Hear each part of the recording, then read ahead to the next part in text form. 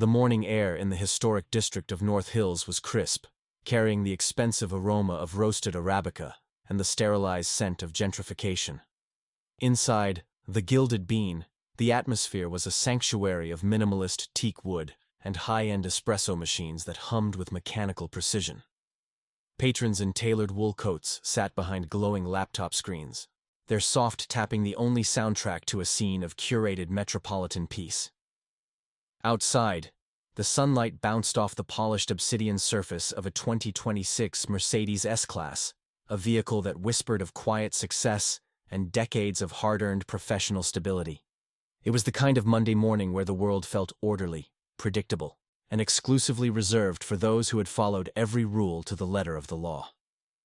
Officer Tyler Vance sat in his patrol car, his grip tightening on the steering wheel until his knuckles turned a ghostly white against his tan skin. At 23, his uniform felt less like a garment and more like a suit of medieval armor, pressed with such aggressive vertical creases that it seemed to vibrate with his own nervous energy. He watched the coffee shop entrance through the windshield, his jaw locked in a permanent clench that had become his trademark since graduating from the academy 4 months ago. To Vance, the world was a chaotic puzzle that only he had the authority to assemble, and he felt a desperate, clawing need to prove that his badge carried more weight than the silver it was forged from. The glass door of the cafe swung open, and Judge Marcus Sterling stepped onto the sidewalk, holding a simple paper cup of black coffee in one hand and a weathered leather briefcase in the other. At 62, Sterling moved with a rhythmic, unhurried grace, his charcoal suit fitting his lean frame with the precision of a man who understood the value of understated quality. His temples were dusted with gray, and his eyes, though kind, possessed a piercing analytical depth that had dismantled the arguments of the city's most formidable litigators for over 30 years. He was a pillar of the federal bench, a man whose very existence was dedicated to the constitutional fabric of the nation. Yet he walked with the profound humility of someone who never needed to raise his voice to be heard. As Sterling reached for the handle of his Mercedes, the sudden, jarring electronic wail of a police siren shattered the morning silence, causing pedestrians to jump and coffee to spill. Officer Vance swung his patrol car diagonally across the street, tires screeching against the asphalt in a performative display of tactical dominance that was entirely unnecessary for the quiet setting. He bailed out of the vehicle before it had even fully settled, his hand hovering instinctively over his holster, his eyes narrowed with a predatory focus that ignored the peaceful reality of the scene. The contrast was agonizing. The young officer looked like a frantic spark of redirected aggression against the backdrop of the judge's immovable, serene, and dignified presence. "Step away from the vehicle and keep your hands where I can see them," Vance barked, his voice cracking slightly with an adrenaline he couldn't quite control. Sterling didn't flinch. He simply paused, his thumb still resting near the car's sensor, and turned his head slowly to meet the officer's gaze with a look of clinical curiosity. "Officer, is there a problem?"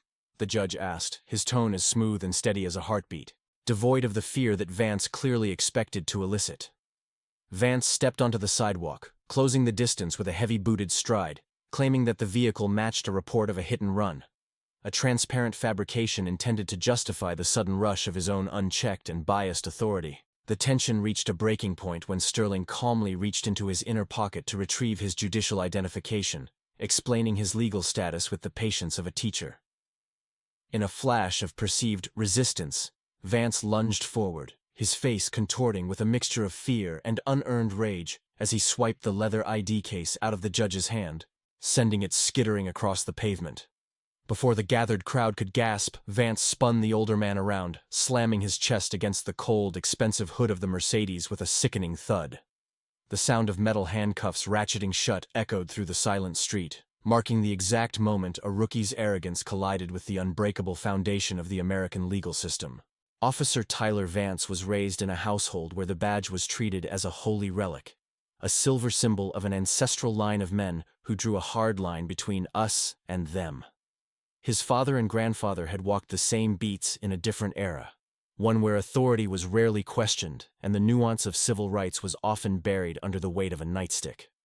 Growing up, Tyler watched them recount stories of cleaning up the streets, absorbing a skewed philosophy that equated policing with a form of urban warfare rather than public service. To him, the uniform was not a responsibility to the community, but a shield against his own insecurities, a way to command the respect he felt he was inherently owed. He entered the academy with a desperate hunger to emulate the legends of his lineage, but he lacked the wisdom to understand that the world had changed around the memory of his father's stories. In the 4 months since his graduation, Vance had become known among his peers for a high and tight intensity that bordered on the theatrical, his uniform always pressed to a razor's edge. He walked the precinct halls with a stiff, armored gait, his jaw permanently set in a clench that telegraphed a constant state of perceived threat. Every interaction with a citizen was viewed through a lens of tactical dominance, a psychological game where any question was interpreted as a challenge to his sovereign power. He was terrified of being seen as soft or inexperienced, leading him to escalate minor encounters into high-stakes confrontations just to prove he could handle the pressure. This internal friction created a volatile cocktail of arrogance and anxiety, a young man playing a dangerous role he hadn't yet learned how to inhabit with any true measure of human empathy. Judge Marcus Sterling, by contrast, had spent 40 years navigating the labyrinth of the law, starting his career as a public defender in the same neighborhoods where Vance now patrolled with suspicion. He had seen the evolution of the city from the front lines of the courtroom, watching as the shadows of systemic bias were slowly illuminated by the persistent light of constitutional scrutiny. His rise to the federal bench was not fueled by a desire for status, but by a profound commitment to the idea that the law must be a leveling force, protecting the most vulnerable from the overreach of the most powerful. He lived a life of quiet, scholarly discipline, preferring the solitude of his library and the simple routine of his morning coffee to the flashy galas and social circles often inhabited by men of his stature. The judge was no stranger to the subtle stings of prejudice, having navigated a lifetime where his tailored suits and distinguished titles were often invisible to those who only saw the shade of his skin. He had learned to move through the world with a patient, calculated composure, never reacting to the indignities that were occasionally lobbed his way by people who misread his silence for submission. For Sterling, the law was a living, breathing shield, a tapestry of words that protected the human spirit from the whims of men like Vance, who confused authority with wisdom. He knew that to respond to anger with anger was to lose the very dignity that defined his professional and personal life, and he had cultivated a demeanor that was as cool and unyielding as the marble pillars of his own courthouse. The precinct processing room was a stark contrast to the quiet dignity of Sterling's world, a chaotic space of flickering fluorescent lights, peeling linoleum, and the persistent metallic scent of industrial cleaning fluid. Vance shoved the judge onto a hard plastic chair with a force that was as much about his own adrenaline as it was about the arrest, his breath coming in shallow, jagged gasps. He stood over the older man, his chest puffed out like a bantam rooster's, his hands resting on his belt in a classic posture of tactical dominance that he'd practiced in the mirror. He hadn't yet looked at the ID he'd confiscated, his mind already spinning a narrative that would justify the scene he'd just caused in front of several dozen witnesses. He felt a surge of pride, a conviction that he'd finally caught a real criminal, someone who didn't just back down at the sight of his badge. Sterling sat in the handcuffs with an eerie, calculated stillness, his wrists resting on his knees, his eyes never leaving Vance's face with a gaze that felt like a surgical examination. He didn't ask for a phone call, he didn't demand to be released, and he didn't raise his voice to protest the physical discomfort of the restraints. Instead, he watched the young officer with a look that was more clinical than angry, a silent assessment that seemed to peel away the layers of Vance's bravado to reveal the hollow core beneath. The silence between them was heavy and suffocating, a vacuum of sound that Vance tried to fill with a series of barked commands and aggressive paperwork, his movements becoming increasingly erratic as the judge's lack of reaction began to unnerve him. "You think you're untouchable because you have a nice car and a fancy suit, don't you?" Vance sneered, his voice echoing in the small room as he leaned in close to Sterling's face. The judge simply blinked, his expression remaining as neutral as a slab of granite, his breathing slow and rhythmic as if he were in the middle of a peaceful meditation rather than a police precinct. "I've seen your type before, thinking the rules don't apply to you, but today you're just another name on a sheet," Vance continued, his tone a desperate attempt to assert a superiority he was beginning to feel slipping through his fingers. He was looking for a crack in the judge's armor, some sign of fear or desperation that would validate his actions, but Sterling remained a picture of unshakable, terrifyingly calm resolve. The door to the processing room swung open with a sudden, violent force, and Captain Miller, a 20-year veteran with a face like a topographic map of stress, stepped into the light. He was holding the leather ID case that Vance had tossed aside on the sidewalk, his hand visibly shaking as his eyes traveled from the ID to the man sitting in handcuffs. The color drained from the captain's face in a rapid, ghastly wave, his jaw dropping as he recognized the face of the man who had presided over half the federal cases in the city for decades. He looked at Vance, who was still standing in his aggressive posture, and then back at the judge, the gravity of the situation sinking into his chest like a lead weight. The captain's voice was a ragged whisper when he finally spoke, his eyes wide with a mixture of terror and disbelief as he realized the magnitude of the disaster that had just unfolded in his precinct. "Vance, what in the name of God have you done?" he managed to choke out, his hand reaching for the keys to the handcuffs with a frantic, fumbling urgency. He didn't wait for an answer, his fingers working the locks with a desperate speed as he apologized in a frantic, stuttering stream of words that Vance had never heard from a superior officer. The sound of the handcuffs clicking open was the first chime of a funeral bell for Vance's career, a sharp, metallic reminder that the world he thought he controlled was about to crumble into dust. Judge Sterling stood up slowly, massaging his wrists with a deliberate, slow motion that drew every eye in the room to the faint red marks the metal had left on his skin. He didn't look at the captain. His eyes remained fixed on Vance, who was now standing frozen, his mouth slightly agape as the realization of his mistake began to settle into his bones like a deep, icy chill. The judge's voice, when he finally spoke, was a low, resonant baritone that filled the small room with a power that no badge could ever replicate, its precision and clarity as sharp as a surgeon's scalpel. "You didn't see a criminal today, Officer Vance. You saw a reflection of your own prejudice, and now the law will see you," he said, the words hanging in the air like a final, unalterable sentence. The news of the arrest spread through the city like a wildfire in a dry forest, fueled by a viral video captured by a bystander at the coffee shop who had seen the whole thing. Within hours, the precinct was surrounded by a growing crowd of protesters, their voices a rhythmic, pulsing roar that could be heard through the thick stone walls of the station. The mayor's office was in a state of high-level panic, the phones ringing incessantly with demands for accountability from community leaders and civil rights organizations who had seen the video. The police union scrambled to mount a defense for Vance, but the public outcry was so swift and so visceral that their usual tactics of deflection and delay were proving to be entirely ineffective against the tide of popular indignation. Inside the precinct, the atmosphere was thick with a sense of impending doom, the officers moving with a quiet, somber gait as they realized the implications of Vance's actions for their own reputations and careers. Vance was sequestered in a small office, his head in his hands, the weight of his family's legacy pressing down on him like a physical burden he could no longer carry. He could hear the protesters outside, their chants of "no justice, no peace" a constant, jarring reminder of the damage he had done to the very institution he had sworn to protect. He felt a deep, gnawing sense of shame, not just for the mistake he'd made, but for the realization that his father's stories had led him to a place of such profound and public failure. The city's legal department was working overtime to draft a settlement offer, their lawyers huddled in windowless rooms as they calculated the potential cost of a lawsuit from a man of Sterling's stature and influence. They knew that a public trial would be a disaster for the city's image, a spectacle that would expose the deep-seated flaws in their training and oversight protocols for the entire world to see. The mayor himself reached out to Sterling, his voice dripping with a calculated political concern as he urged the judge to handle this matter quietly, for the sake of the city's stability and peace.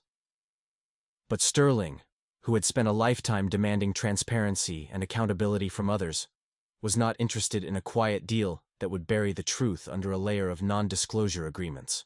The internal investigation into Vance's conduct was swift and brutal, uncovering a pattern of aggressive behavior and biased decision-making that had been overlooked by his supervisors during his short time on the force.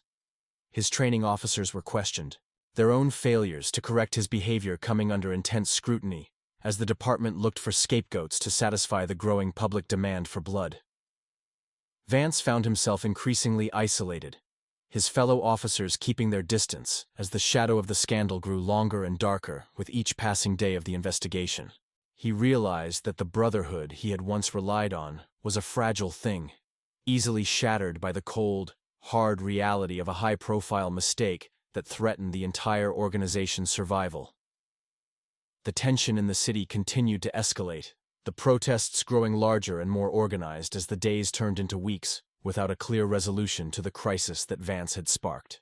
The video of the arrest was played over and over on the local news, a constant visual reminder of the arrogance and bias that many felt was endemic to the city's police department. Community leaders called for a total overhaul of police training, their demands fueled by a deep-seated frustration with a system that seemed to prioritize order over justice and authority over empathy. The pressure on the city government was reaching a breaking point, the threat of civil unrest a constant shadow over the negotiations that were taking place behind closed doors at the courthouse. Sterling remained a figure of immovable, quiet strength throughout the turmoil, his presence a calm center in the eye of the storm that was raging all around him and his family. He spent his days in his chambers, continuing his work on the bench with the same clinical precision and dedication he had always shown, refusing to let the scandal distract him from his duties. He didn't give interviews, he didn't post on social media, and he didn't engage with the protesters who gathered outside his home to show their support for his stance. He was waiting for the right moment to speak, a moment where his words would have the most impact and the greatest potential to bring about the change he knew was so desperately needed. The legal battle was moving toward a public confrontation, with Sterling's lawyers filing a civil rights lawsuit that named not just Vance, but the entire city government as defendants in the case. The complaint was a meticulously documented indictment of the city's police training protocols, arguing that they were designed to profile and intimidate rather than protect and serve the community they were meant to lead. It was a bold, aggressive move that signaled Sterling's intention to use the incident as a catalyst for a much larger conversation about the nature of justice and the accountability of those who held power. The city's lawyers were stunned by the scope of the lawsuit, their attempts to settle the case for a smaller amount of money being met with a cold, unwavering refusal. Vance watched the developments from his home, his life now a series of long, empty hours, filled with the sound of the television and the distant roar of the crowds that still gathered at the precinct. He felt a deep existential dread, a sense that his entire identity had been stripped away along with his badge and his uniform, leaving him with nothing but the memory of his failure. He thought about his father, whose pride in his son's career had been replaced by a somber, disappointed silence that was more painful than any reprimand could ever have been.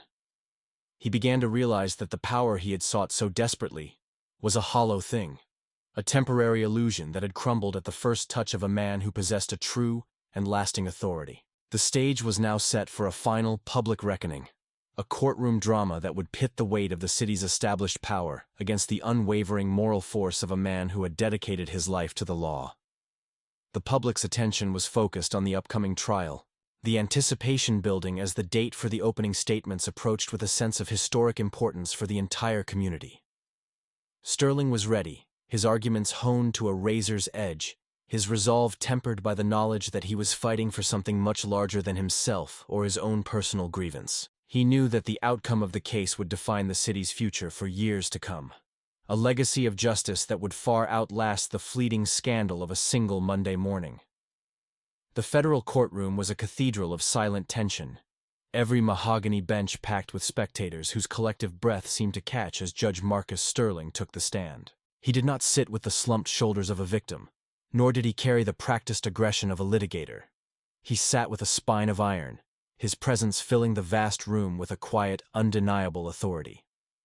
Across the aisle, Tyler Vance sat at the defense table, his once crisp uniform replaced by a cheap, ill-fitting suit that made him look smaller, younger, and utterly defeated. The heavy silence was broken only by the rhythmic ticking of the wall clock, a sound that felt like a countdown to a reckoning that had been decades in the making for the city's fractured justice system. Sterling's eyes, normally veiled by professional neutrality, now burned with a cold, clear light that pinned Vance to his seat, demanding a level of accountability that no precinct disciplinary board could ever enforce. Sterling began his testimony not by recounting the physical pain of the concrete or the cold bite of the steel cuffs, but by dissecting the philosophical rot that allowed such an encounter to happen. His voice was a low, resonant cello, vibrating through the floorboards as he spoke about the color of justice and how easily it is stained by the ink of unexamined prejudice. He described the sidewalk in front of the coffee shop as a microcosm of a much larger struggle, a place where the presumption of innocence is often a luxury afforded only to those who fit a specific, narrow profile. He spoke with a clinical, devastating precision, stripping away the city's legal defenses until only the raw, uncomfortable truth remained, that a badge had been used as a weapon of ego rather than a tool of protection. The room was so still that the soft rustle of a court reporter's sleeves sounded like a gale-force wind against the backdrop of his words. Halfway through his monologue, Sterling turned his chair slightly, breaking the fourth wall of judicial decorum to look directly at Tyler Vance, who flinched as if struck by a physical blow. "Officer Vance, I do not hate you, for hatred requires a level of respect that your actions have not yet earned," Sterling said, his voice devoid of heat but heavy with a crushing, educational weight. He explained that Vance's true crime wasn't just a false arrest, but the betrayal of the very oath that's supposed to bind him to the humanity of every citizen he encountered on his beat. He spoke of the thin blue line, not as a barrier between good and evil, but as a potential noose that strangles the growth of a community when it is used to justify the bullying of the innocent. Vance's jaw, once so tightly clenched in a display of false strength, now trembled as the reality of his own hollow character was laid bare before the world. The judge then addressed the city's training manuals, which were stacked on the evidence table like a mountain of bureaucratic failures, pointing out the specific paragraphs that encouraged proactive profiling over genuine community engagement.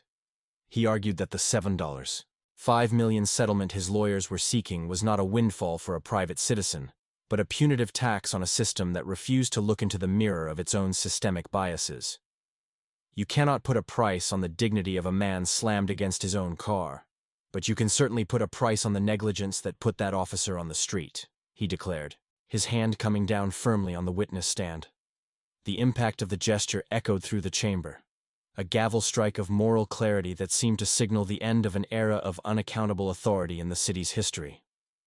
As Sterling continued, he wove a narrative of a city that had lost its way, where the fear of the other had been institutionalized into the daily routines of those meant to keep the peace. He spoke of his own father, a man who had cleaned the very floors of this courthouse so that his son could one day sit on its highest bench, and how that legacy was insulted by the snap judgments of a rookie who saw only a threat in a charcoal suit. He didn't use hyperbole. He used the cold, hard facts of the law to demonstrate that the Constitution is not a suggestion, but a living contract that Vance had shredded on a crisp Monday morning. The emotional weight of the room shifted from outrage to a profound, collective sadness, as the audience realized the depth of the wound Vance had inflicted on the social fabric. The climax reached its peak when Sterling's attorney asked the judge what he wanted most from this trial, and the room held its breath for a response that would define the future of the police department. Sterling paused, his eyes softening for the first time as he looked past Vance toward the back of the room, where a group of young law students sat with wide, expectant eyes. "I want a city where a black man can buy a cup of coffee and walk to his car without having to perform a mental rehearsal of how to survive a police encounter," he said, his voice cracking just slightly with the weight of a lifetime of suppressed indignity. It was a moment of raw, unvarnished humanity that stripped the judge title away, leaving only a man who had been tired for a very long time, finally finding the strength to demand arrest. Vance's defense attorney, seeing the tide was not just turning but had completely washed away their position, sat in a stunned, paralyzed silence, unable to even begin a cross-examination of such an immovable moral force. The judge presiding over the civil suit looked down at Sterling with a profound sense of professional kinship and sorrow, realizing that the man on the stand was not just a plaintiff, but a reminder of the high standards they all were supposed to uphold.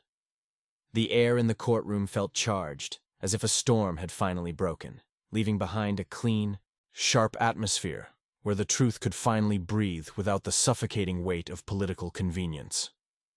It was the sound of a system finally hearing its own heartbeat again, a rhythmic thumping of justice that demanded more than just an apology. It demanded a complete and total transformation of the status quo. In a final, devastating closing statement, Sterling looked at the jury, and told them that their verdict would be the first sentence in a new chapter of the city's history, or the final period on its decline. This is not about the money in the city's treasury. It is about the value we place on the soul of our neighbors and the integrity of our streets, he concluded, stepping down from the stand with the same unhurried grace he had shown on the sidewalk weeks prior. As he walked past the defense table, he didn't look at Vance again, but the young man's head was bowed so low that his forehead nearly touched the wood of the table, his tears finally falling onto the legal pads that held the ruins of his life. The courtroom remained in a state of stunned, respectful silence for several minutes after Sterling returned to his seat, the echo of his words lingering like a prayer in a cathedral of law. The final judgment was delivered with a gravity that resonated far beyond the courtroom walls, as the presiding judge awarded the full $7.5 million settlement to Marcus Sterling. However, the true victory was not found in the staggering financial figure, but in the immediate and mandatory implementation of the Sterling Protocol. This new city ordinance dismantled the old aggressive training models that had birthed officers like Vance, replacing them with a curriculum centered on de-escalation, constitutional literacy, and deep community integration. The city's leadership, humbled by the public outcry and the moral weight of the trial, was forced to publicly acknowledge that their previous standards were a failure of both policy and humanity. For the first time in decades, the residents of the city felt that the scales of justice were not just a decorative symbol on a courthouse roof, but a functional tool of the people. True to his word and his lifelong commitment to the law, Judge Sterling did not keep a single cent of the multi-million-dollar settlement for his own personal gain or comfort. Instead, he channeled every dollar into the Sterling Justice Initiative, a nonprofit foundation designed to provide full legal scholarships for brilliant students from marginalized backgrounds. The foundation also funded an independent, civilian-led oversight board with the power to investigate police misconduct, ensuring that no future officer could hide behind a wall of institutional silence.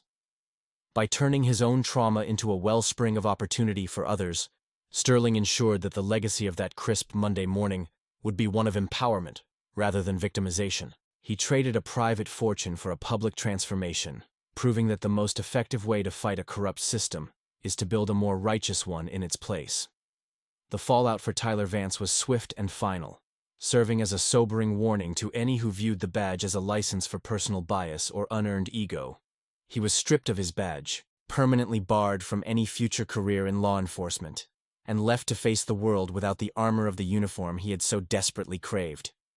The family legacy he had hoped to uphold was irrevocably tarnished, but in the quiet months following the trial, a different kind of growth began to take root in the young man's shattered identity. He was forced to work a series of humble, service-level jobs where he was no longer the one in control, a transition that slowly peeled away his layers of unearned arrogance.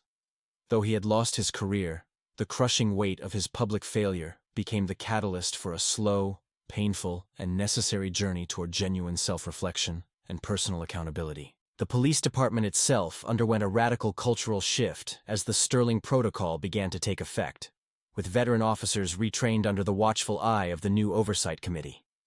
The aggressive, us versus them mentality that had dominated the precinct for generations started to crumble, replaced by a mandate that prioritized the dignity of the citizen over the dominance of the officer.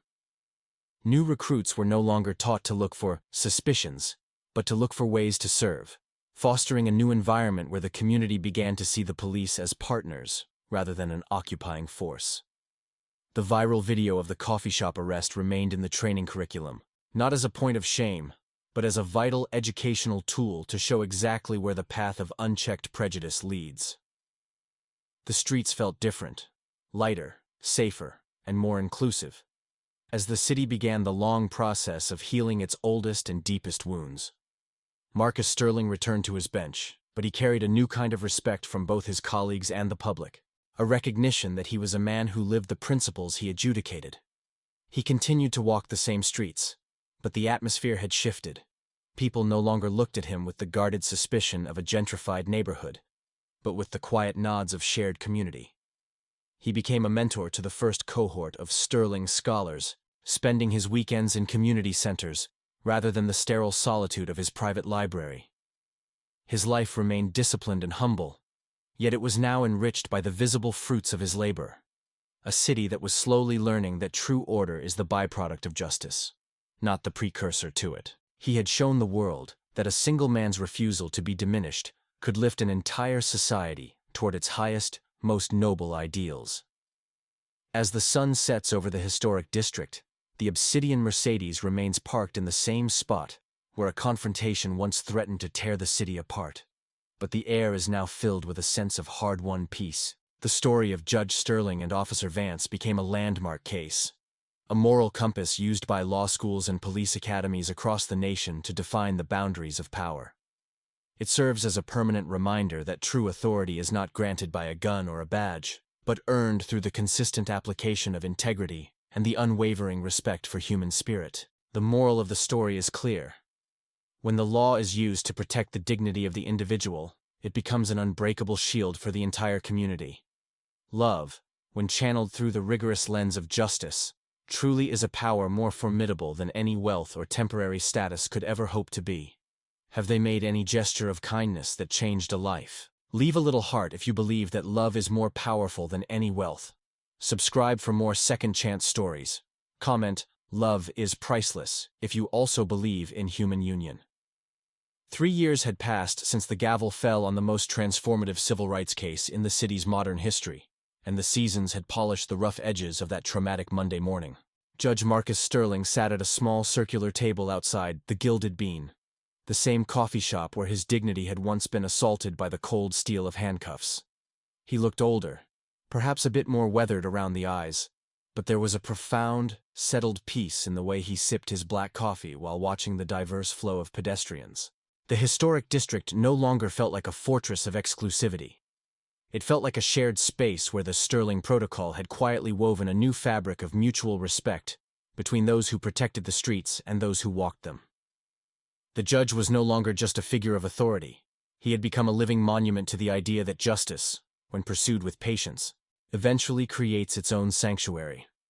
A young black woman, dressed in a sharp navy blue suit and carrying a heavy leather briefcase, approached the table with a smile that carried the weight of 1,000 dreams.